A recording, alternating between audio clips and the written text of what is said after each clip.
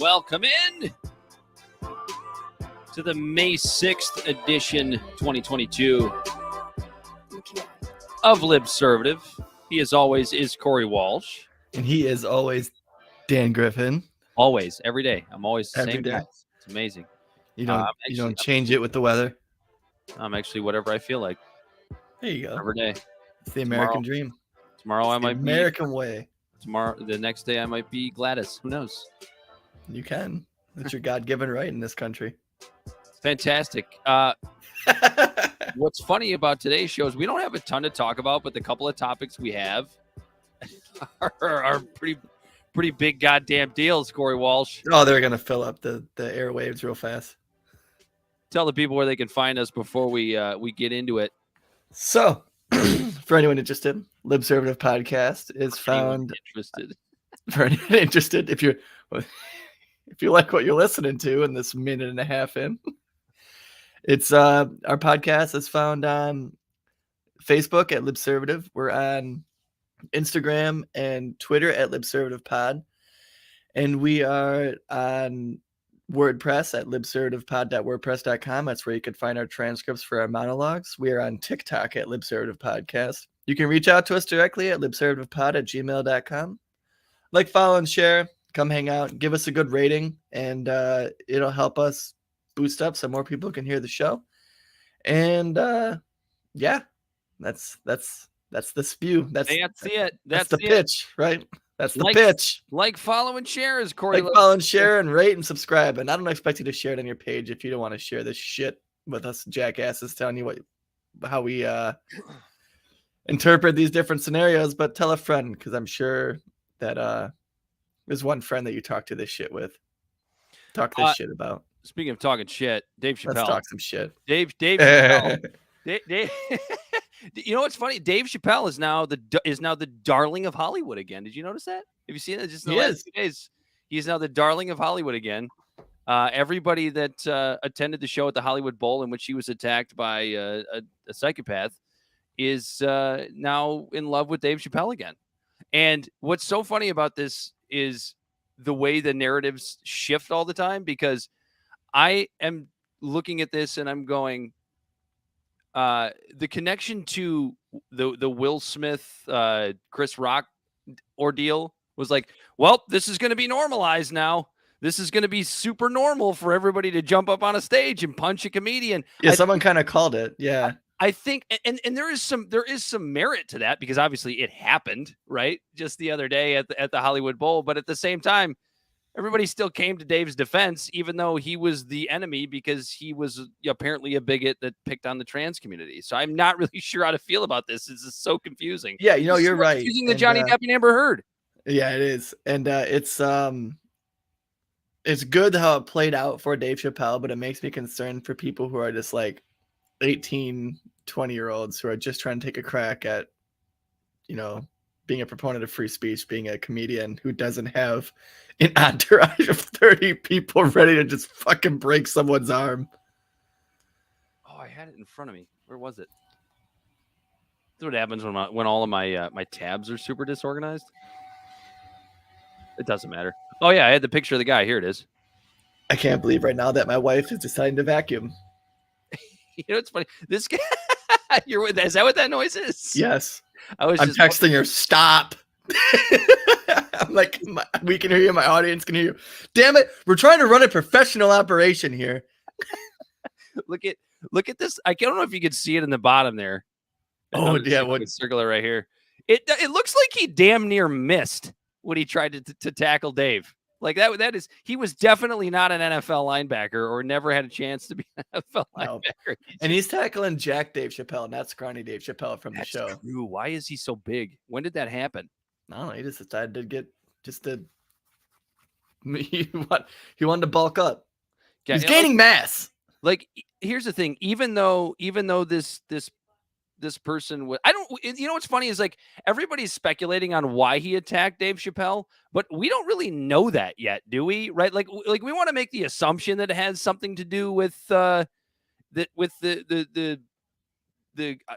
quote unquote unsavory comments that Dave made in his last special, but we don't really know. when he just exercised his freedom of speech. Like, how dare you? How anti-American to exercise your freedom of speech in 2022. And then if you want to really go down there, it's like, I guess that guy exercised his free speech and tried to stop it, but then he got his fucking arm dislocated, ripped off, and put on backwards. Oh, I think I have that pic. Oh, here we go. I do have that picture.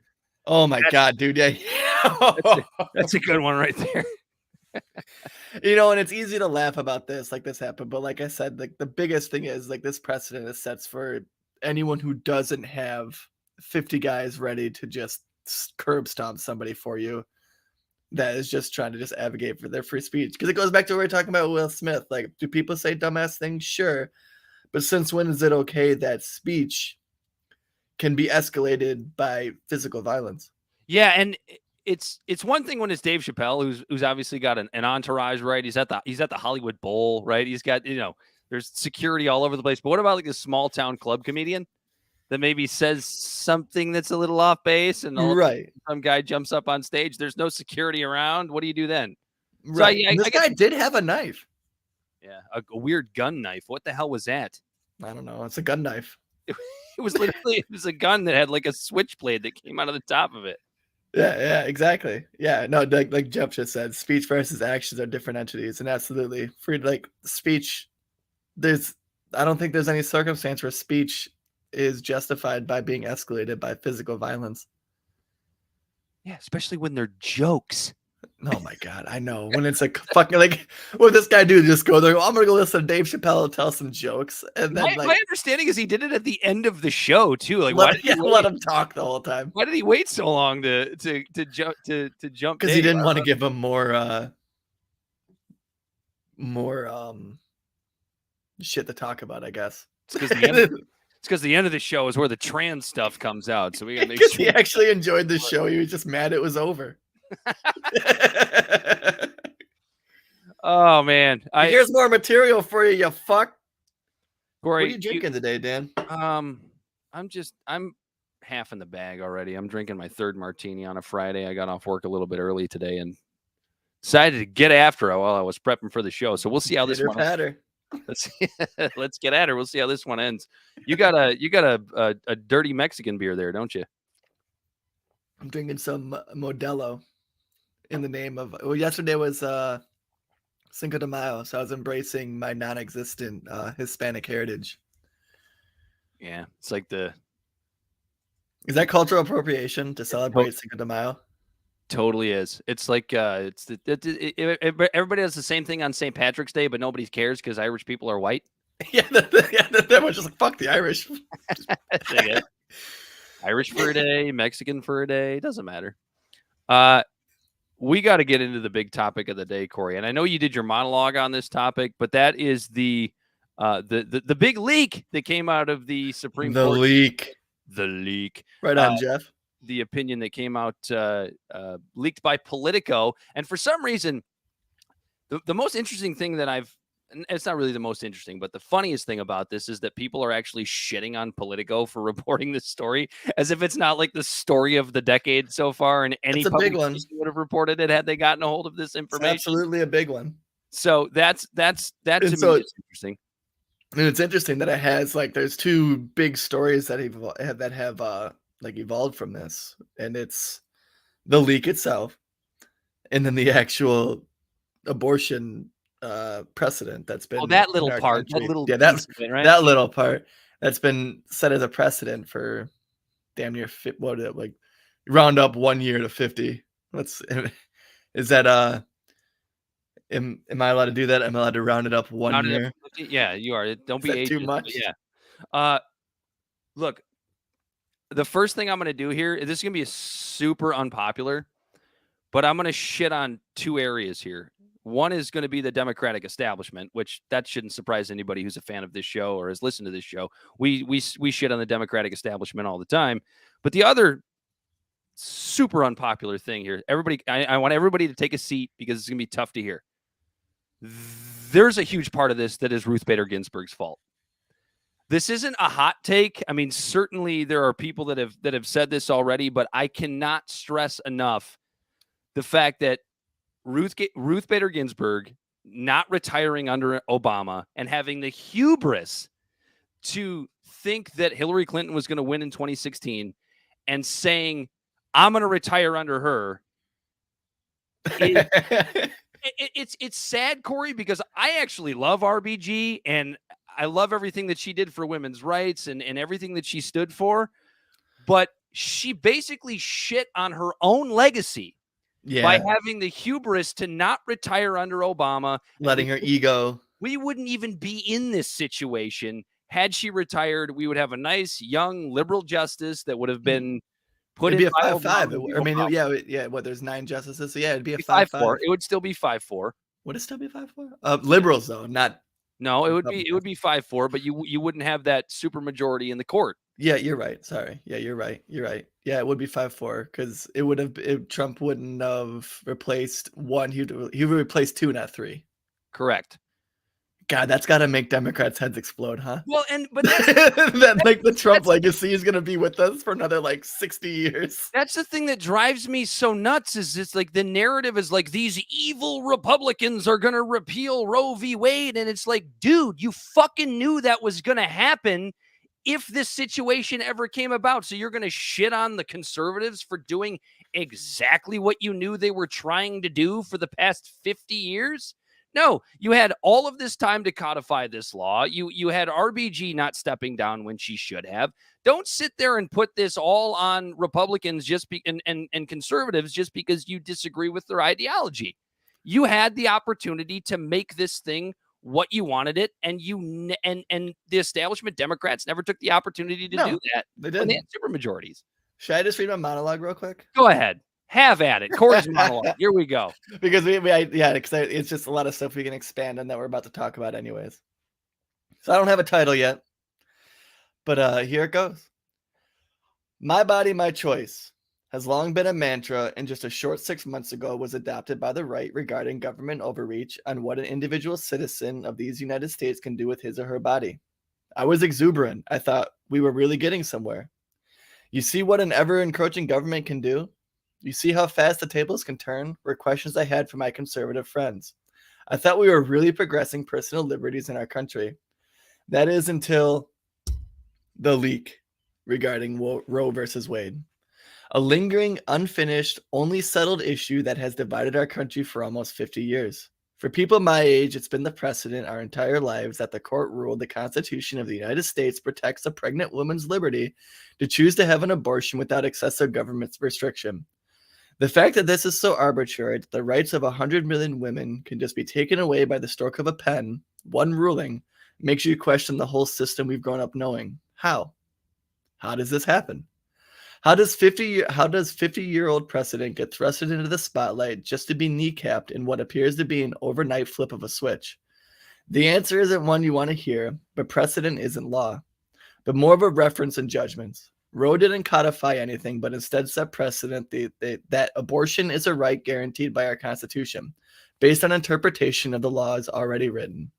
The Constitution, which is considered both a living and dead document, depending on which ideological bender one is on that day, was interpreted in the 70s under the 14th Amendment, specifically the Due Process Clause in said amendment that a right to privacy protects a pregnant woman's rights to choose whether or not to have an abortion. As someone who takes the Constitution and the well-thought-out amendments that dwell inside the carefully considered document that promises our intrinsic rights very seriously, the right to privacy should be one of the least controversial rights promised to us. This goes for overbearing bureaucracies like the NSA, the CDC, or decisions made between a doctor and their patient, regardless of age, sex, or gender. In saying this, I know that our Supreme Court might interpret things differently through time as we have different biases, ideologies, and life experiences that influence the judgments of the highest court. And I am completely okay with that. What courts once thought was protected by the Constitution, like slavery, segregation, ban on gay marriage, changed over time as we as a nation grew together. It's the courts themselves that have the progressive power to the betterment of we the people. The flip side of this is when there is a concerted effort promulgated by personal ideologies entrenched in subjective morals based on one's own beliefs, with no regards for our fellow citizens' personal liberties promised by our Bill of Rights, We see tumultuous flip-flops that cause the justified outrage of the targeted groups whose lives are being directly affected. So how does this happen? What we're seeing today is the culmination of roughly 50 years of tactical moves by Republicans. While the Democrats focused their efforts on expanding the federal government at the national level, the Republicans spent their time working on the states and local seats, focusing on candidates that would appoint judges up and down the ladder from circuit to federal positions, which based on this leak opinion seems to have paid off. Remember the Constitution I've mentioned countless times in this piece? It also promises the states an exorbitant amount of power under Amendment 10, states' rights, which also can be argued as both a very good or bad thing based on what the argument and your interpretation of our laws is in any given scenario. So as the Dems expanded the Fed and countless bureaucratic departments such as the GOP was behind the scenes biding their time, roughly 50 years to strike. It takes 38 states to ratify an amendment, and the Republicans know that and have had all the time in the world to lay a foundation for that path. But this is something we knew. The Republicans didn't exactly hide this strategy. Where were the Democrats? These bastards have had majorities, some considered super, that had the power to codify the rights of women. Why didn't they? Why haven't the Dems who love federal power codify a law that would have been supported by, and until very recently, liberal-leaning Supreme Court? Make a law to protect body autonomy. Why did they let this slip through the cracks only to feign shock when the GOP's plans came to fruition? I thought they could walk and chew gum at the same time. My take? They didn't want to. They could string voters along for roughly 50 years with the threat of Roe being struck down. Got to get out the vote to protect the women's rights. Vote blue no matter who. Yeah? How's that working out for us? While they sat idly by in apathy, they saw the other side of the aisle working overtime and didn't do anything other than introduce bills they know wouldn't pass intentionally to stir up the base. Ultimately, what these types of rulings, laws, opinions from our leaders tell me is that daddy government thinks you and I are too dumb to make decisions about our own bodies and what we believe is what's best for ourselves. And data backs this up. As sex education becomes less stigmatized and contraceptives become more effective, we've seen a trend of abortions going down for the last 30 years. Personally, I believe with all my heart that women aren't idiots and that they don't need men or other women for that matter telling them what's best for them, and that they can make personal informed decisions based on their own unique circumstance for themselves without an overbearing government telling them what they can and can't do. My body, my choice. And so, like, what I'm basically getting down to here is, first off, the Dems fucked up, which isn't shocking or surprising whatsoever.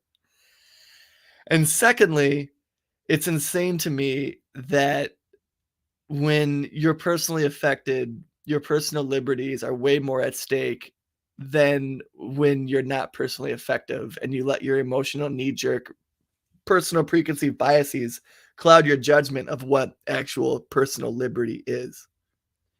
Yeah, and I think a lot of that goes into the catastrophization of this, because it's such an easy subject to catastrophize, right? The right's been guilty of it forever. Now the left is guilty of it. The right's catastrophization was, oh my God, abortion needs to be made illegal because of late-term abortions. Late-term abortions are such a problem, which they basically don't fucking exist. And the only time they ever really happen is if there's some is when the women is medical, when the actual mom is like about to like die. Right. Yeah. And what is it? Endocomitis, I think is the term. When the woman doesn't really necessarily have a uterus, but the egg keeps attaching itself to the fallopian tubes, which is like guaranteed death. Endometriosis, is that what that Endometriosis, yeah, that's... I didn't figure you'd be able to pronounce that word. I know, I'm bad at pronouncing words.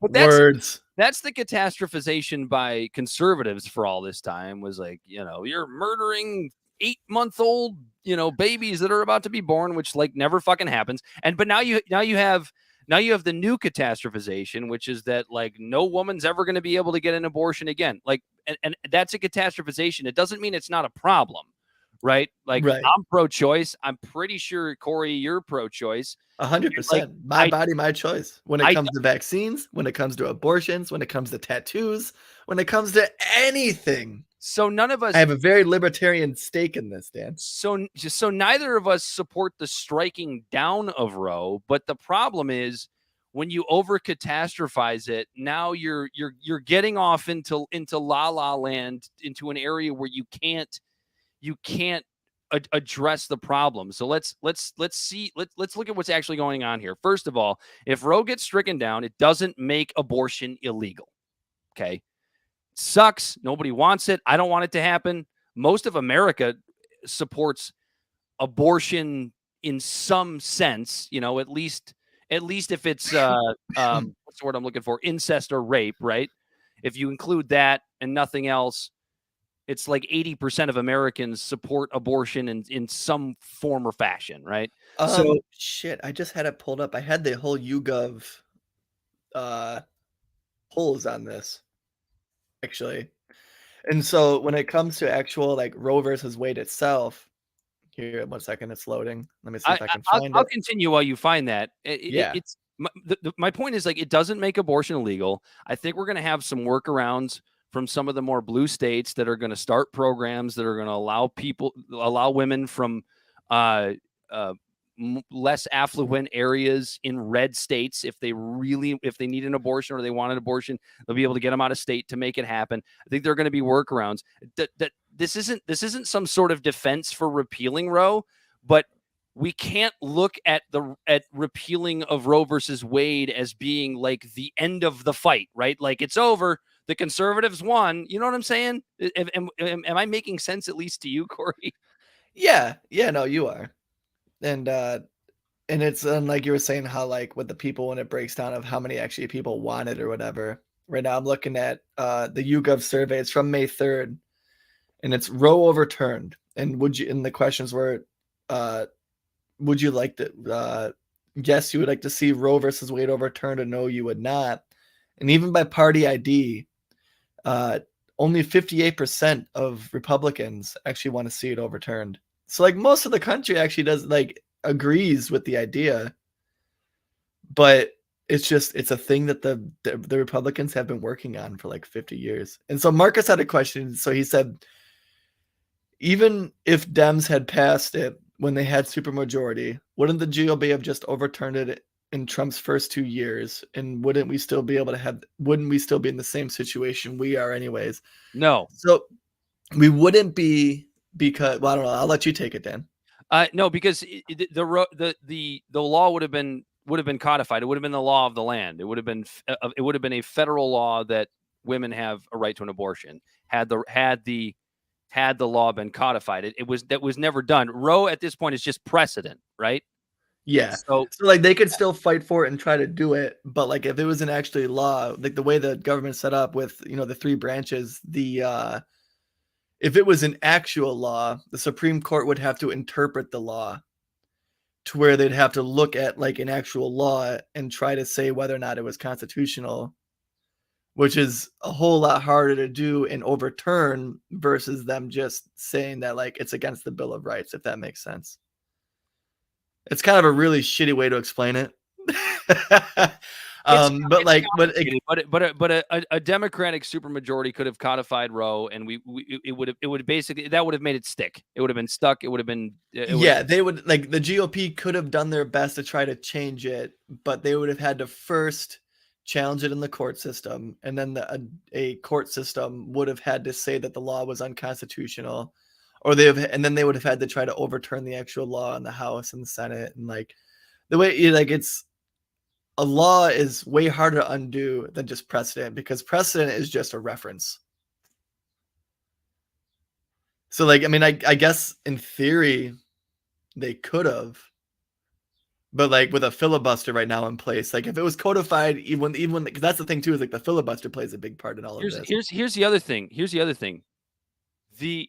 I don't know that even because right now they're already talking about, the Democrats are already talking about trying to codify this law right now. Prior to Chuck Schumer came out and he's like, yeah, my God, like they're all like that's what kills me, dude. They're all acting like it's. Here's the thing, I don't think they have the votes. Even now, I don't think they have the votes, because you have the Joe Manchins of the world that aren't going to vote that way. There are certain, but there's moderate Republicans. I'm going to call them what it is: conservative Democrats that would not vote to codify this law. Right, but there's moderates, there's moderate Republicans. There's like a lot, like some of them are, I forget their names, but there's 2 of them at least that would definitely cover like someone like Manchin. But like it's I'm trying, like, I know the answer, but I'm trying to like figure out a way to like word it properly. Corey's thinking mid-show. Here we go. Here we go. When like he goes, not with the court, the GOP would have voted in Congress with the majority to get rid of it. So I think like if it's codified into law, you need, now if it's an amendment, like, oh man. Yeah. Shit. Let me think. Yeah, it's throwing me into the loophole too, because like to overturn a law. Here we go. What is a codified law? A codified law refers to the rules and regulations that have been collected, restated, and written down for the purpose of providing civil order to society. This process of collecting, restating, and writing down laws is known as codification. Codified laws are sometimes referred to as statutes, codes, acts, bills, or simply laws. So, okay. So I guess codify row, you lock it in, essentially, is what that means. So how do you undo? How to undo a codified law? We're looking this shit up live. I'm gonna have a. I know. Well, it's interesting. It's stuff that we want to learn, and that's the whole premise of the show, right? And we're learning with y'all, man. We're learning with Marcus. Intellectual idiots is what we refer to ourselves as on this show. Did you find it? Because I thought I had it here as well. I'm gonna edit this part out. Then the live stream, it's live. I'm gonna edit this part out of the podcast posting. Oh man, I don't know how I'm drawing a blank on this. Like, I've heard these conversations. Yeah, Congress can undo what it does, but I think like when it comes to actually undoing things, no, like Marcus, don't apologize. We need this. Yeah, no. To undo something, it takes so much work. Like, I don't even know if it's been done. Like, for example, the 12th? What was it? The 18th or 19th that prohibited alcohol. Right, you have to. Well, you can't. And they didn't just remove an amendment. They had to remove an amendment. You have to make a new amendment that makes the First Amendment not stand up anymore. Yeah. So it would be something similar along those lines. Like, they would have to go through so many leaps and bounds. Like, it would take so much more, and then it would be challenged in court. And when it's an actual law that was put in place based on things like our Constitution, to undo that would be way more than them to just go, yeah, we're just not going to reference this anymore. Because apparently it's just arbitrary. But yeah, it's just insane to me that that's actually like, that's where we're still at in our country, in a country that we claim to be a country of life, liberty, and the pursuit of happiness. Do you want to have an unpopular conversation here? What's that? Like both sides are going to hate us with a couple things I'm about to bring up, because I do. Marcus is right. He said the Democrats would never been able to pass this on an amendment on abortion. That hurdle is way too high, and that's true because of the filibuster. No, you're absolutely right about that. And you need and what's interesting too is the Democrats, they're the ones that don't want to get rid of it, and they're the ones that put it in, right? And they put it in like the 1800s to help fight the overturn of slavery. That's when the filibuster was really created. The filibuster and the gag order were both created during the slavery arguments. So even as somebody who does support Roe, and I certainly don't want to see it repealed, I always have to, even in these when it comes to these difficult topics, you always want to try to find the best, right? Like, that's what we try to do on this show. What's the best argument for the other side? Because if the other side didn't have a good argument, then it wouldn't be an argument to start with, right? So I'm thinking about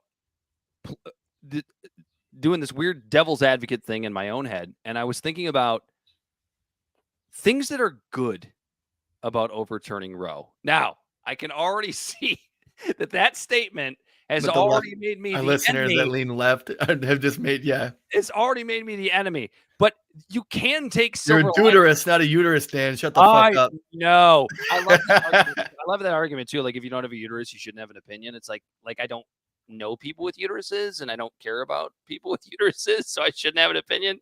Right. It's like those people that are like, well, you're not a parent, so you shouldn't have an opinion on parenting stuff. Like, well, I had parents. I know people that are parents. Like, I have some sort of knowledge as to what's going on here, but things that could be considered good about overturning Roe. And I think the number one thing is taking something that is so controversial and is in some ways is kind of regional and giving it back to the states. It right? Might temper down like because these vitriol around it, like the all the anger and like taking the lid off of a pot of boiling water, letting the pressure release a little bit. Yeah, and like a lot of what I've seen is obviously, these East Coast, West Coast elites talking about, well, this is going to make it really difficult. What if my daughter wants to get an abortion? And it's like, well, I think the only way your daughter not getting is going to not get abortion and not be able to get an abortion if Roe is overturned is if she like moves to Oklahoma. I don't think that's happening at this point. So again, bad that Roe is being overturned, in my opinion, Corey. I think in your opinion as well. However, taking something that's so controversial and giving it back to the states, like there's some silver lining in there somewhere that I hope we see at some point. There is, because like some states are going to be completely unaffected. There's only 8 states that have zombie laws that if Roe versus Wade was overturned, that like they would come back into effect. And it's what's crazy is Michigan is one of them. Mm-hmm. That if Roe versus Wade is overturned, but that goes back to just government apathy. There was a precedent set with Roe versus Wade, so like a lot of these states just didn't do anything to make sure that it was solidified. Well, and I think if you, and also I was looking at this earlier today.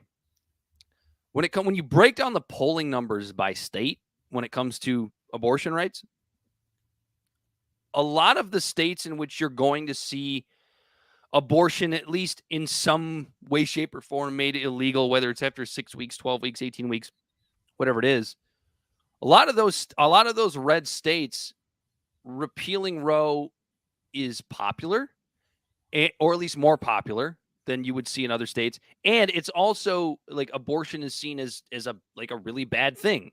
So, and it's the opposite in other states. So it's like, it almost seems like it is going to diffuse everything to me. Like lower the pressure on it. I mean, it's one, if it gets thrown to the states, that's one less national argument to have. So I get that for like the hyper partisanship we have in the country, but there's still going to be women, because like, let's really be honest, this is a bit of a class issue. Mm-hmm. Oh, 100%. Rich women in Oklahoma or Texas or anywhere are still going to be able to get their abortions. It doesn't matter what the precedent is. And that's just it, right? It's like the FDA conversation that we had last week with my monologue with the FDA trying to repeal menthol cigarettes. This isn't that much different. It's going to affect, daddy government thinking what they know what's best for you, lower class and poor people. And that's what's interesting is like that was kind of the menthol cigarettes thing is kind of more of a Democratic left thing, and then this is more of a right-wing thing, but it's the same fucking thing. It's daddy government telling poor people what's best for them is what it is. Yeah, exactly. And that's just it. It's like, and like I said in my monologue, I have absolute trust in women being able to make decisions regarding their own personal bodies without the government having to say what they're doing is going to make them a criminal or not based on the circumstance that they're in. Yeah, I mean, Republicans got this like a short 6 months ago. Like when the tables were flipped and all of a sudden the government was trying to make it to where people had to inject themselves with a vaccine, which you and we say, if you're a vulnerable person, get the vaccine. We're not anti-vax or anything like that on this show. But the government should not have a say in what you do to your body. And 6 months ago, all of our right-leaning listeners were cheering on what we're saying. And now we flip it. And all of our left listeners are agreeing with what we're saying when we say my body, my choice. And it's like, that's ultimately what it should be. Like a broad brushstroke on anything by a huge, ginormous government isn't good for anybody. Yeah, and from a national political campaigning angle, this is gonna be all over the Democratic ticket in 2022 and 2024. Oh, dude, this was the best thing that could have been handed to them, dude. There was gonna be a complete slaughter on like of the House and the Senate and the Fed going from blue to red, because the whole vote blue no matter who thing obviously turned out to be a turd. We ain't getting shit from the Democrats in the last 2 years, and now this is going to, and especially when it comes to midterms, Democrats are notoriously known for being apathetic and not going out and voting. This is what they need.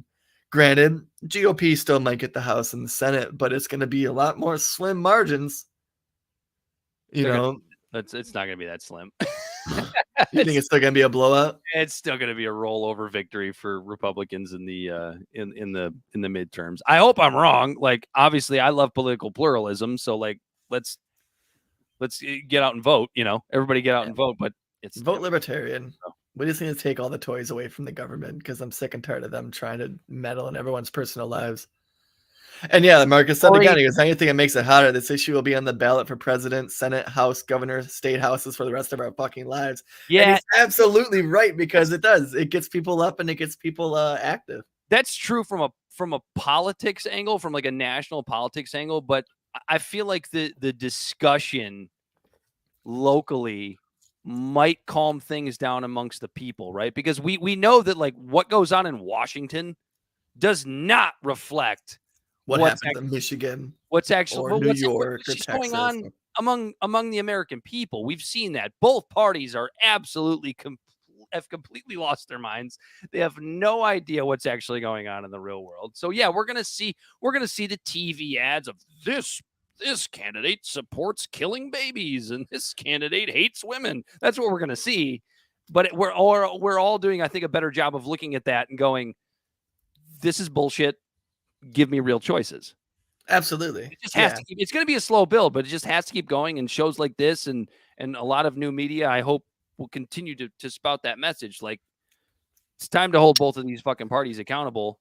And if there's some way to build a third party, whether it's the libertarians or whomever, I hope that happens. But it's not going to happen in 2022, and it's not going to happen in 2024. So let's focus on what we have. Yeah. So continuing on this topic, like you and I both obviously think that, like, it sounds like we're both pro-choice, and that like women should ultimately have their own choice based on the very Constitution our founding fathers wrote. Who do you think the leaker was? Who do I think the leaker was? I've kind of gone back and forth on this, because my first thought was maybe the ghost of Ruth Bader Ginsburg just happened to text it out somewhere. No, fax it out, telegram it. I gotta believe it's a liberal staffer. I mean, that just seems like the most obvious. It doesn't mean that that's who it is, but I gotta believe it's a liberal staffer that is, trying to foment dissent for this opinion, and you think it was a liberal? rile people up. Yeah, I think it just strategically it just makes the most sense for it to be a liberal to me. Okay, only because you said that, I'll play the devil's advocate. And what if it was a conservative? What if it was a conservative that really wanted everyone to solidify their opinion on this? And when you look at the courts, Justice Roberts actually kept his name off the opinion. He did. And he was one that didn't want this opinion to come out. And he was leaked to say he didn't want to actually take this up in the courts. So what if it was him to try to get everyone to shut the fuck up? You think it was Justice Roberts himself? Now that's a conspiracy. You think he's going to defy the sanctity of SCOTUS for this. Not necessarily him personally, but maybe one of his clerks. If he just goes, I don't like this. I wish people knew about this. Nudge, nudge, wink, wink. Know what I mean? Know what I mean? I'm just going to leave this on the table over here. Man, imagine if this got out to the media. And then speaking of the leak, one more thing I got to say about this. So you know I'm a huge Tulsi supporter. Uh-oh. But my girl, you know, it's like, what are you thinking? You know, recently, like, so she's been hopping on like Fox News and stuff like that and spouting off some real conservative talking points. They're talking points that have merit to where it's like you could tell the way it's being conveyed, it's more of like a conservative like position, but a lot of it's still, it was like spewed in a conservative way, but it was still like something that was for the betterment of the people and in their individual rights and things like that. But I'll tell you what, man, after this, she was on, I don't even know what she was on, but she's on there talking about how this person was a thief and they need to be prosecuted. The leaker? And the leaker, yeah. The leaker, the whistleblower, whatever you want to call him based on your own personal ideologies, is regardless of it, which that's completely should be thrown to the wayside, that this rhetoric isn't good for anyone who decides to try to expose things in the inner workings of our government.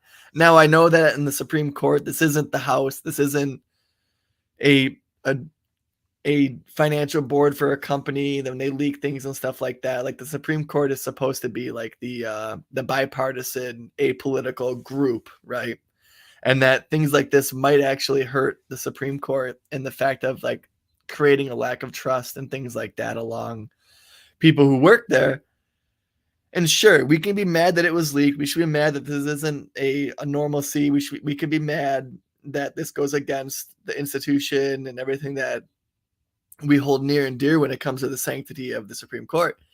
But to immediately say that they need to be prosecuted, what difference is this than a Julian Assange, an Edward Snowden, a Chelsea Manning? You know, by the way, Tulsi supports all of them. Right. And that's why I was completely taken aback. It's like, what are you doing? Like, she's getting wrapped way too much in this little, like, this being this pet on Fox News and being this Democrat with the conservative view. Like, it's a conservative parade she's had. This is someone who supported her and volunteered and helped her campaign and has a fucking poster behind me. That sign behind you there. That sign that says "Aloha, Corey." Like,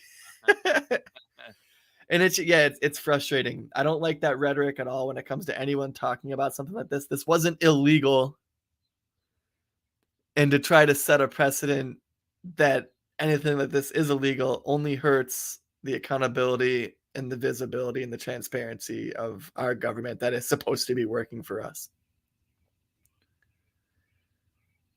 But Tulsi's enjoying her time in the limelight. Oh, she's loving her time in the limelight. Yeah, you thought she was all. You thought that aloha went away real fast, didn't it, Corey Walsh? Yeah, I didn't like it. I'm not going to rip the poster down, but I supported her too. But you know, this is what happens to these politicians, man. They just get caught up in whoever loves them, and then they're all narcissists. You can't be a politician without being a little bit of a fucking narcissist.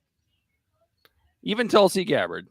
Vera is actually like kind of agreeing with you here. She was talking about the good side of the state thing would be it would maybe make people realize that who they vote for on a state level and in their community is more important than the presidential. And that's absolutely true. Like the way our Constitution is designed, it like breaks down to where it's like the local stuff kind of supersedes the state stuff, and the state stuff kind of supersedes the federal stuff in most cases. Like look at marijuana, look at something as simple as liquor licenses in cities and stuff like that. And it probably would make people focus more locally on their elections. And that ultimately would be a good thing. But what's frustrating is in the meantime, while everyone recalibrates their political voting schemes, we are going to have people, well, not even just people, women, because men don't have abortions. And it's going to hurt people while we readjust that. And it's frustrating. It's frustrating to me that this is a conversation that's still even had, you know, especially after the whole vaccine thing. And we realize that more government is bad. Well, like, and the thing is this, if the Constitution is what it is, which is, we the people, the polling numbers bear it out. From a national perspective, most people support a woman's right to an abortion. At least I'm like, nobody supports abortion, right? It's not a happy thing for anybody to ever have, which is a weird narrative that the right likes to throw out there a lot. Well, it's because you have people on the left that actually do fucking do that shit. You have the fringe left that say "shout your abortion." It's like no. Yeah, well, not everybody's Lena Dunham, Corey Walsh. Abortion shouldn't be a form of contraceptive. Of course, but like, what is it? What is the Hillary Clinton thing? The legal, rare, safe, legal, and rare. Yeah, I mean, but like that's where we've been trending. As contraceptives have been more effective, like I said in my monologue, contraceptives and sex education has been less stigmatized. We're seeing abortions trend down. It's almost a non-issue. We're seeing us as we, the people, without the government, correct this ship on our own. We don't. Then it goes. We don't need the fucking government to tell us how to live our personal lives. If it's we the people, we're going to have ballot initiatives. Red states are going to make abortion illegal. Blue states are going to keep it legal. It's just not going to. It doesn't have to be this major catastrophe, right? Like, I understand not being supportive of repealing of Roe, as you and I are not, but like, it's not the end. And you have to recognize that if you're traditionally a blue voter, if you're traditionally a Democratic voter, this is why conservatives for so long gave so much of a shit about the Supreme Court, about when they voted for their president, who would they appoint as a Supreme Court justice? Like, do you get it now? Because they won. Because they've won. And honestly, it might hurt to hear this, but they kind of fucking earned it. 50 years. They worked at it, dude. They worked at it for 50 years. Pay attention. Exactly. Pay attention. The court matters. And apathetic people, while we fight over trivialized things that are force-fed to us by our mainstream media, while important things like this behind the scenes are just constantly just chipped away at, goes to show that we probably should be paying attention to that and stop falling for every single outrage culture thing. And because now this is real. This is people's personal rights being trounced upon. You know what else is real, Corey? The Disinformation Governance Board. That's very real too, as well. In this Orwellian 1984 Ministry of Truth. The thing that we're living in. The thing that makes me laugh about this so hard is that it's going to be like a subdivision of the Department of Homeland Security, which is already a complete joke. It's a fucking joke. There's talk of trying to impeach the what's his name? It starts with an M. Mayorkin. Yeah, I know what you're talking about, but I don't know. Yeah, the head of it. They had him in a hearing recently, and they're like, "How do you think the border's going?" And he said, "It's going great." It's like, what do you mean? And so Jankovic, this lady who's already been talking about how free speech isn't necessarily good. Free speech absolutionist is what she called Elon Musk for trying to make Twitter more inclusive. Yeah. So Nina Jankowicz she's overseen programs on Russia and Belarus, and apparently she's a disinformation expert. Apparently studied disinformation in Mrs. Franklin's preschool class, which makes no sense to me. She's already been she's already put out at least 2 huge pieces of disinformation herself by trying to bury the Hunter Biden laptop story. And that's just it, dude. Yeah, she said that was disinformation when we know that the Hunter Biden story is 100% accurate and 100% true. But she also gave a lot of praise to Christopher Steele for the Steele dossier as well. She did. So look, we're letting someone with extreme bias decide what is information and what is disinformation. This to me doesn't need to be a long conversation between the two of us, Corey, although I feel like, it might be because I look at this and I just see, okay, we've got Nina Jankowicz, who's obviously a hardcore leftist. It's okay. You can be a leftist if you want to.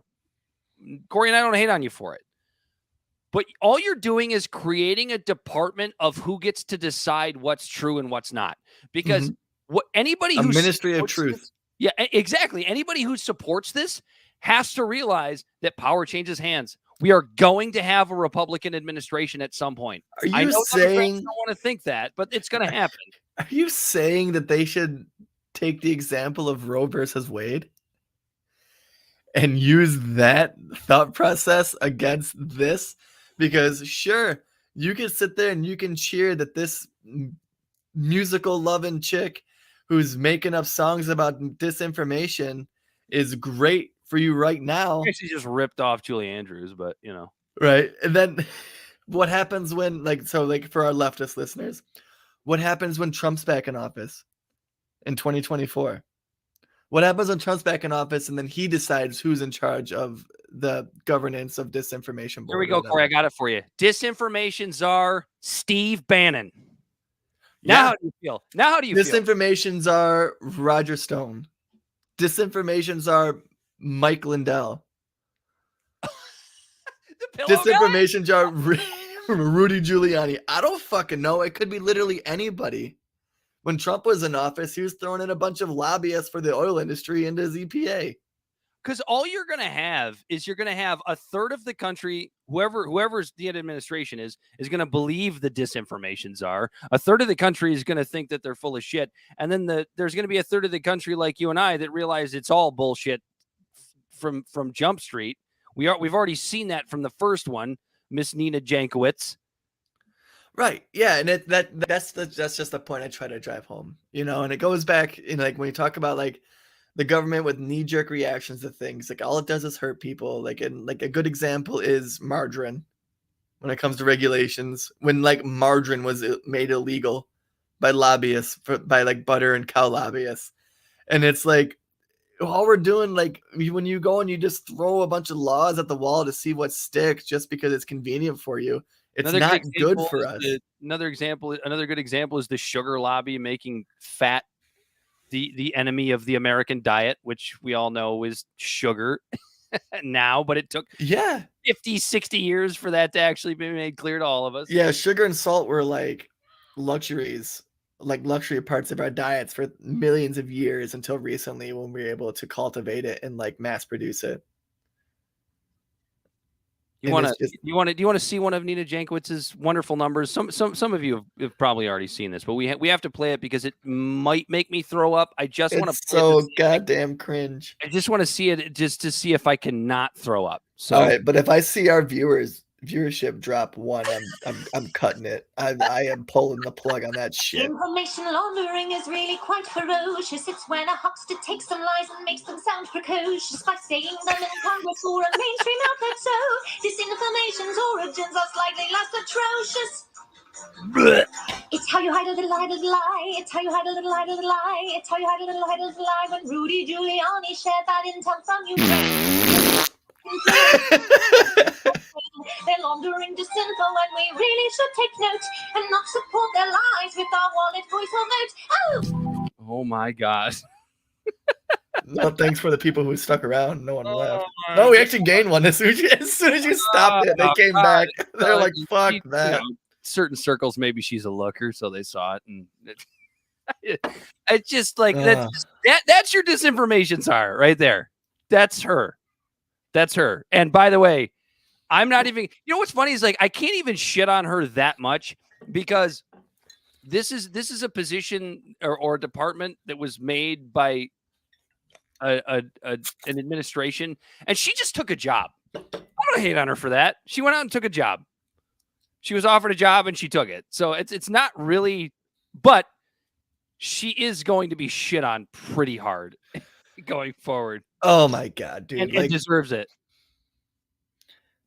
As evidenced by the Department of Education, more government isn't always good. I mean, in today's day and age, it's almost never good, especially when you talk about what does the Department of Homeland Security actually do? I want to ask our listeners, and please email us, if without Googling it, do you know what the Department of Homeland Security actually does? Well, the DHS is only 11 years old. No, I'm sorry, 21 years old. Oh, it was after 9/11. Yeah. So they threw all the different border ICE and DHS are all new programs. Before that, it was there was border security, border patrol. There was a bunch of different bureaucracies that were just thrown together. Here's what the Department of Homeland Security does. They basically identify a boogeyman and then try to find people that are involved with that boogeyman and send them to Guantanamo Bay. Right? Wait. Is that pretty close, Corey? Is that Are you saying that things like the apparent or the alleged kidnapping of our governor is the result of just an overly large government? And that was the FBI. That's been around for a while. Wait, are you saying that the FBI shouldn't be trusted? Nope, none of it. So the DHS basically just takes brown people and sends them to Guantanamo because they think they might have a bomb in their basement. That's pretty much what they do. That's what they do. Without due process, by the way. Don't need that. Don't need that. They're suspected terrorists. But I, as a white person, could have a bomb in my basement right now. I don't. Everyone chill out. I don't. Yeah, you better make that clear because daddy government's listening. Nobody would knock on my door. Because you see this? I have skin that is quite pale. So they have no interest in me. And they don't. Well, actually, it depends. This Department of Disinformation might think you're a white supremacist. That's true. Yeah, I better watch it. For breathing white. I'm also blonde. I am like an Aryan poster child over here. BWW, breathing while white. My eyes. That's not to downplay brown people and black people that are actually explicitly targeted by the same government we're talking about. It's funny and it's not, and it's also funny at the same time. Corey, you want to talk about taxation? Yeah, let's talk about that. Is taxation theft or is tax prep theft? Yeah, so I'm looking at this ProPublica article right now. It's the name of the article is Inside TurboTax 20-Year Fight to Stop Americans from Filing Their Taxes for Free. And so basically, TurboTax has spent millions, if not billions, to make it to where to where us as Americans aren't able to file our taxes for free. When all the information is on that W-4 that you get, the government knows how much you paid, and the government knows how much you owe. But we have companies like TurboTax, H&R Block, and all these different companies that lobby an exorbitant amount of money to make it to where you have to pay them. How much money? Too much money. Okay, just sit down, please. I don't know if that was the right answer, but that's the answer I'm given. Lock it in, Dan. That's enough. Put down the mic. But yeah, so and this is something that's been going on for a long time, and TurboTax, I guess that our government says they have to make it free, but they constantly lobby and make it to where it's you can't find the free link on TurboTax. And let me see if I can find it. I'm looking for how much money it was spent in lobbying. Well, I mean, but here's the thing, Corey. While you're looking for that, the thing is technically filing your taxes is free. We could all find the forms, we could all fill them out, we could all mail them in, we could all do it ourselves. Theoretically, it's free. The problem is the tax code is so ridiculous, and they make it so hard to where you'd have to spend hours trying to find the right files, printing them out, filling them out the right way, sending them into the IRS. So you could do it technically for free, but basically what TurboTax and these other tax prep companies do is they make filing your tax, they lobby to make filing your taxes so fucking difficult that everybody's just fuck it, I'm going to pay somebody to do it. Right? Yeah. I mean, am I close? Yeah, pretty much. And right here, it even says on ProPublica's article, the IRS is seemingly the biggest threat to Intuit and other commercial tax prep businesses, but it has more frequently acted as the industry's ally, defending the free file program even in the face of critical internal reviews. The IRS declined to comment for this article. So the free file program that I'm talking about. Has the IRS ever talked before about anything? No. The consequence of Intuit's efforts affect a huge proportion of the taxpaying public. Americans spend an estimated 1.7 billion hours and 31 billion doing their taxes each year. Just 2.8 million participated in the free file program this year, down from 5.1 million in the program's peak in 2005. Intuit's success has made the men who run the company rich. Smith, the CEO, who stepped down last year and is now executive board chair, had a stake worth $20 million when he became chief executive. It ballooned to $220 million last year. Co-founder Scott Cook is now among the country's wealthiest people, with his fortune soaring to $3.3 billion. And they position it to where they get people from their company in into positions in the actual IRS itself. And it's the same dirty tactics we talk about all the time when people with money just influence our government. And it's just everything is just influenced by the almighty dollar. And this is just one more thing. Yeah, it's the promise of a job to the people to the people within government. I mean, you see that all the time. It's like, why doesn't my senator or my representative actually give a shit about me? Because they're positioning themselves and they're posturing for their career once they get out of Congress, or they can just decide to stay and insider trade forever, like the Nancy Pelosi's and the Mitch McConnells of the world. So business and government being so inextricably linked is always what you can come back to, it seems like. And that's what we're all so fucking sick of. It's not that, and I've talked about this before too, Corey. It's not that I think capitalism is a bad thing. I like capitalism when it actually. You don't like oligarchies, crony capitalism. Yeah, the crony capitalism, the one that they make it seem like it's capitalism, but it only benefits the people who were already had a stake in it. Already have. And they're all trying to keep it for themselves, and they don't want anyone to get a piece of the pie. When capitalism, and that's not capitalism. When capitalism is what made America great. Yeah. When capitalism injects itself into government, then I have a problem. And it's rampant. It's a rampant problem that we've talked about multiple times on this show. Tax prep, why should it be any fucking different? Yeah. And that's what's funny too, is like you sit there and you pay $100 to have them. My taxes aren't that complicated, right? Like I'm a sales rep. It's not that hard.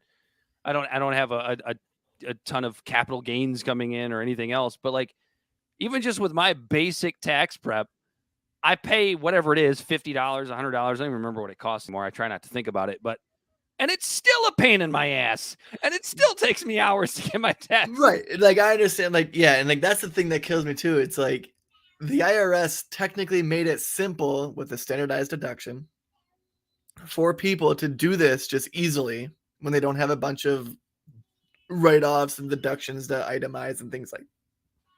Ooh, I keep burping. This Modelo's getting to me, Dan. It's that Mexican beer, man. Goddamn. We need to keep this south of the border. Where's the DHS on this one? Give me a Bud Light. I need me a Budweiser. Like we have like systems in place to make it easier with standardized deductions and things like that. And yet we still have to pay this exorbitant amount to like get our taxes taken care of. To where I understand having to get a CPA or whatever when it comes to having to itemize everything, because there's certain people that they are better off itemizing this stuff, and that's fine. Go ahead. You know, if you have a bunch of receipts that the government doesn't know you have to like lower your deduction or to raise your deduction rate and things like that, then sure, that's fine. But sure. Joe Schmo doesn't need that. You know who needs that? Johnny millionaire or billionaire who can afford to pay that CPA to take care of all that stuff for him. Exactly. And if you're doing a simple standardized deduction, you shouldn't have to pay hundreds of dollars to make it happen. Oh, somebody's upset over there, Corey Walsh. Yeah, it's my son. He gets real pissed about politics. He's really pissed about his taxes this year. He fucking hates having to pay his taxes. Let me tell you, refund was just not big enough for little CJ over there. No, it wasn't. He's pissed. So there you have it. Well, that didn't have to be a super long conversation, but like, hey. No, it's just fucked up that, you know, just these companies lobby our government to hurt the little man because they have the deep pockets to do it, to make themselves rich. You think taxation is theft? I know that's a kind of a hardcore libertarian, like way libertarian ideal. Tax preparation is the real theft. There you go. Absolutely, yeah. Isn't that, hold on, let me extrapolate on that a little bit, because isn't that like kind of aren't those two libertarian ideas that kind of clash with each other, right? Because it's taxation is theft, but also free market, right? Free market for you to go out and charge people to that's someone taking advantage of the loopholes in a free market. You know, it's equivalent to that story we talked about last week when the one chick who's on the head of Starbucks is trying to break unions, but her pockets are being stuffed by pensions from unioners. Yeah. Yeah. And it's like, make it make fucking sense, Dan. I can't.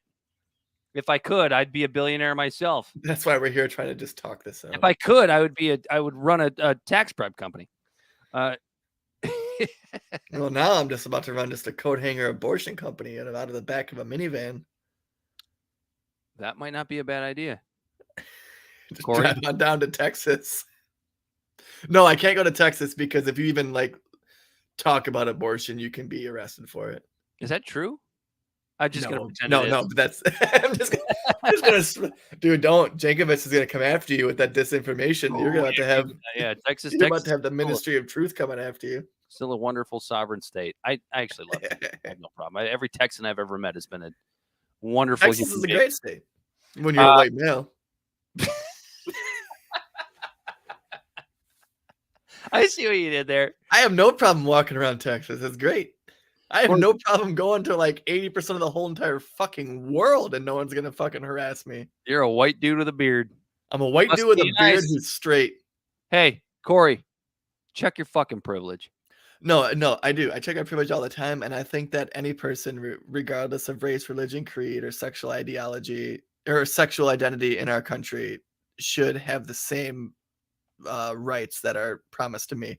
And that's almost like something that kind of pisses me off too when you hear everyone that talks about like, oh, white people get this extra privilege and it's mostly white people saying it, to where instead of just saying that, then let's just focus really on getting everyone else to have the same fucking privilege. Or we can all just put on blackface and we'll all be even.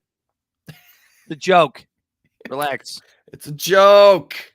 I'm about to tackle your ass, Dan, with a fake gun knife. How dare you use this mantle for freedom of speech and your own personal jokes and opinions? I'm just a terrible American. What can I say? Corey, this week we ran this segment a little bit short last time because it was a really, really stupid conversation. It's a really, really stupid conversation this time, but I have a feeling this one's going to be a lot more fun. This week on Things We Shouldn't Care About, or as Corey dubbed it, Red Pill versus Red Pill. This week on Celebrity Deathmatch, we have Lauren Boebert versus Marjorie Taylor Greene. And I got to tell you, I know who I'd be rooting for because she's a little easy on the eyes, which is Lauren Boebert, but I got a feeling Marjorie Taylor Greene would just wipe the floor with her. Absolutely. I just feel like she's got those man muscles. I feel like am I allowed to say that? That's very misogynistic, Dan. No, so usually on the show we do this thing called Red Pill, Blue Pill, where we try to decide which take is less shitty on a very emotionally charged culture war and pandering identity politic topic. And this week we decided to go with Red Pill versus Red Pill because over this 1990s MTV stuff, man. This celebrity deathmatch theme is quite fantastic. Sure is. Wait for it. Wait for the crescendo. Okay. Yeah. Anyway. Makes me want to punch some drywall. Apparently, Lauren Boebert and Marjorie Taylor Greene almost came to blows. Yeah, apparently they almost came to blows over. Oh shit, what was it over? It was over. I think January 6th, right? I thought it was over the fact that Lauren Boebert doesn't want to be tied to Marjorie Taylor Greene, even though them two are very tied together, and Lauren Boebert doesn't like it. If you like tracked their Twitter feeds, they say the same fucking thing over and over again. They say the exact same things. Yep. But Marjorie Taylor Greene is just Marjorie. I don't know. Who do you think's the bigger black sheep of the party? Is it Marjorie Taylor Greene or Madison Cawthorn? The establishment Republican Party, definitely Madison Cawthorn. Definitely Madison Cawthorn. The fringe, it's Marjorie Taylor Greene. Yeah, the sort of never Trump, like let's just go back to like the Mitt Romney wing. I would say it's Marjorie Taylor Greene. Whoa, wait, no, Madison Cawthorn. No, Marjorie Taylor Greene is 100% Trump. Is Madison Cawthorn, was he pro or anti-Trump? He was pro-Trump. He was pretty hardcore Trump. They both were, yeah. But it's so funny how like Marjorie Taylor Greene goes and talks at a white supremacist fucking convention thing where they were like praising like white supremacist figures. And everyone's just like, that's fine. But then Madison Cawthorn comes out and says that Republicans are having coke orgies. And ever since then, he's been busted twice for trying to bring a gun on a plane. Everyone's talking about how he's been busted with a suspended license 3 times. There's pictures of him with bras on coming up. There's a video that just recently came out of him grinding on another guy, which we've all been at a party drunk. We've all ground on another guy at some point. That's what I'm saying. Like in your own personal life, you would, like, out of context, it looks like, oh, what is he doing? But it's like we've all been there. We've all had fun with our friends. We've all worn a bra. Like I don't know if you've worn a bra or not, but I have pictures. Yeah, like as a joke, it's funny, you know, like you do that shit with your friends and stuff like that when they're at a party and there's guys and girls, and like if something happens where girls are taking their bras off and you put one on as a joke, like these things happen. But they're coming after him so hard about these things and completely ignoring Marjorie Taylor Greene hanging out with a bunch of white supremacists. It cracks me up. Yeah, so I would actually say the MAGA wing is more hateful towards Cawthorn, and the establishment wing is more hateful towards Greene, right? Because she's still, by the way, she did apparently the judge in Georgia did finally make it so that she can run for re-election on, I think, the 24th of May or something later this month. And you know what? Let her. In a true representative democracy, yeah, someone just have a better fucking argument. How hard would it fucking be? How hard does it have to be to beat that crazy chick? Well, it depends how MAGA is her district, because the thing that's so frustrating about the Republican Party right now, because we often talk about what's frustrating about the Democratic Party, but what's so frustrating about the Republican Party is we have these two factions, one of which just can't let January 6th go, and they can't let go of the stop the steal bullshit. And I have a feeling that if you could just put forth, if Republicans could just put forth, you don't have to be a never Trumper, right? Because I think never Trumper kind of gives you that weird negative connotation with the MAGA crowd. But if you could just put forth a candidate that just stop talking about stop the steal, that's all you have to do. You just stop talking about stop the steal. Yeah. I think you're going to, I think you could beat a candidate that runs on stop the steal. Yeah. So I don't think it would be and that's hard. Interesting too when you talk about the Republican Party. It's like, because like we all know the Democratic Party is so fractured that it's like just a piece of broken glass on the floor. But like the Republican Party is almost to that point. And I remember saying this like before we started doing our podcast. Like once Trump is gone, the Republican Party is going to be like they're gonna have no identity. They're gonna have an identity crisis. Because what's good for Trump isn't good for a majority of the party. They can't pull it off. They can't pull off that bombastic, hyper partisan, knee-jerk, emotionally charged, off-the-cuff fucking type of rhetoric and get away with it like Trump can. And so it's going to be interesting to see what works in the Republican Party, depending on where their stances are. Like if the ones that don't necessarily talk about stop the steal, but talk about like the Republican core values, and the ones who follow the mega core values, and see which ones do better and which ones do worse. Look at those two squawking birds.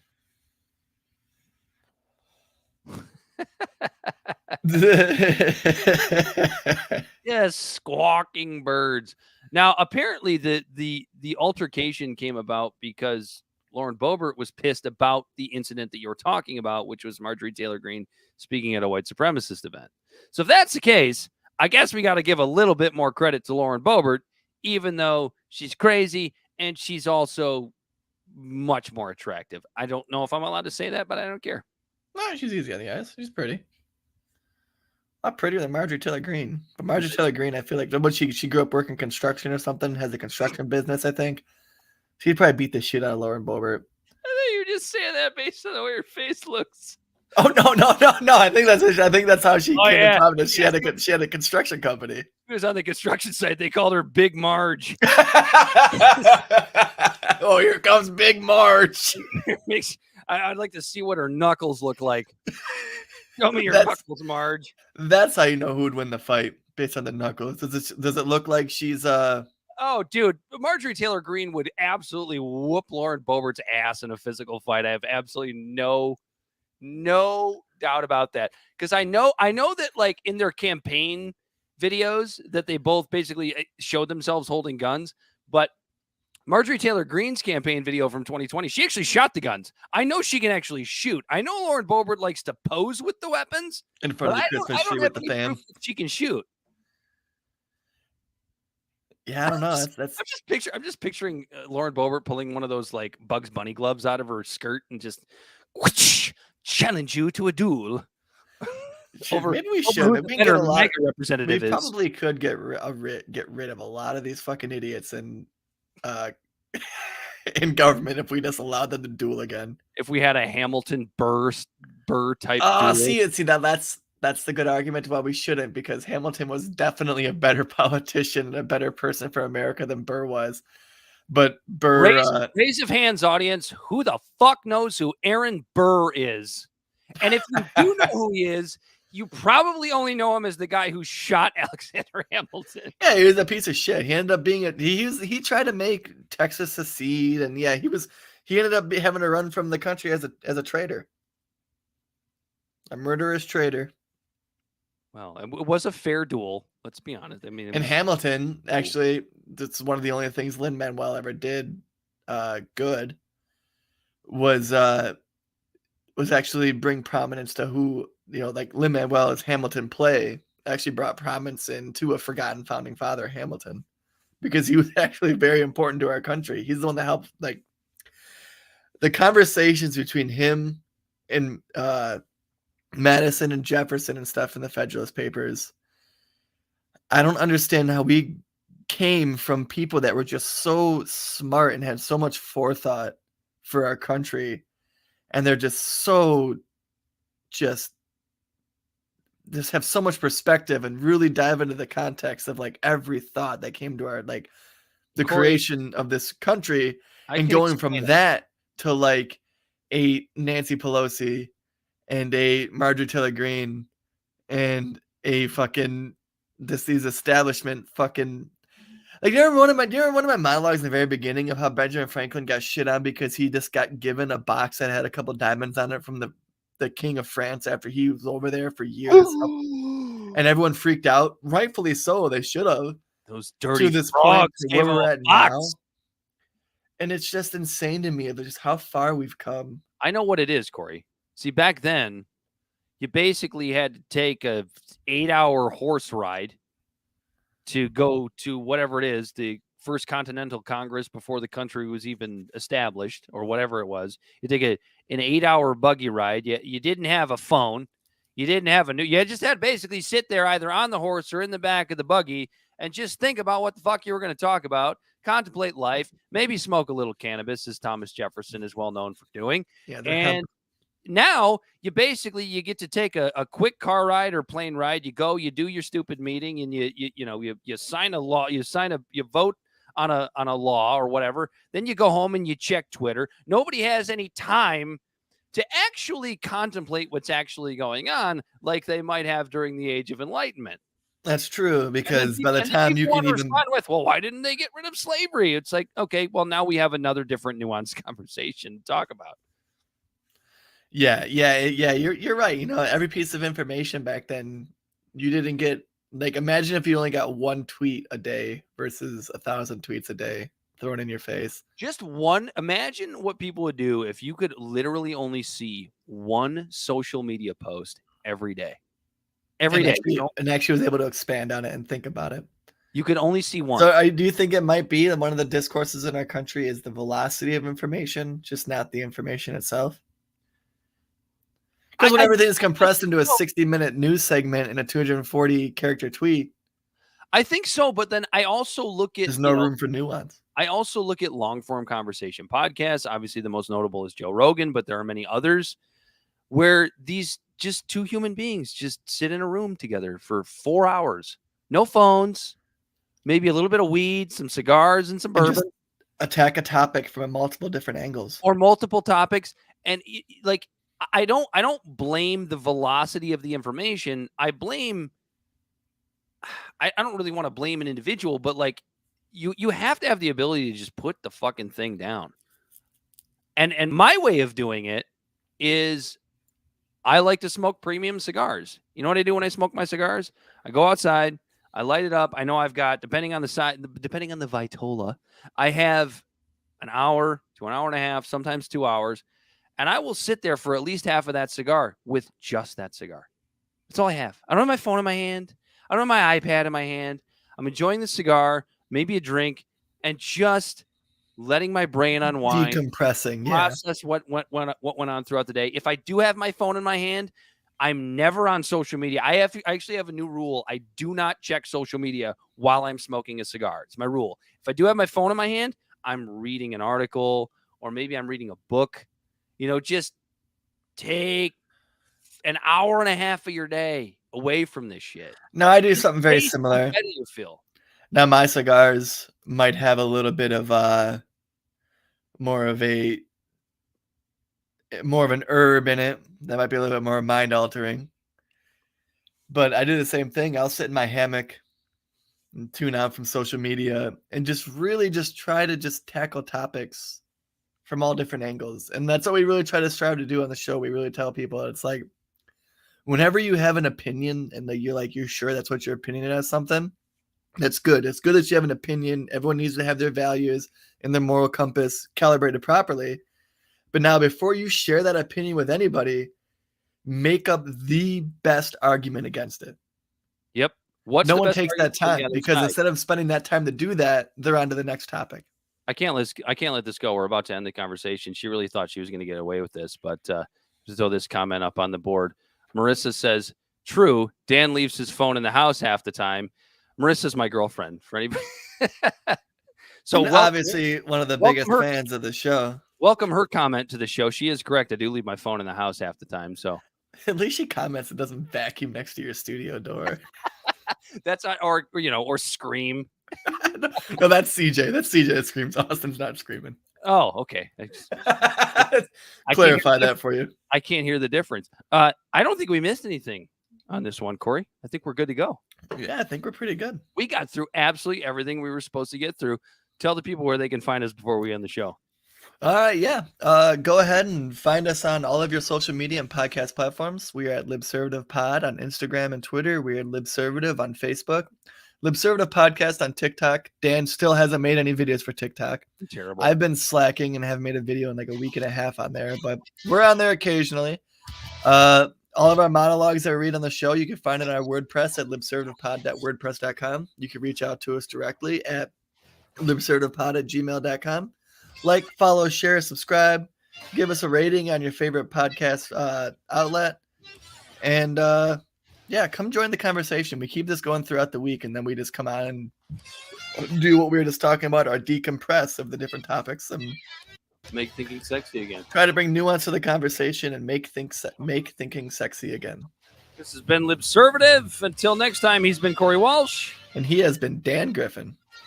And we are out of here.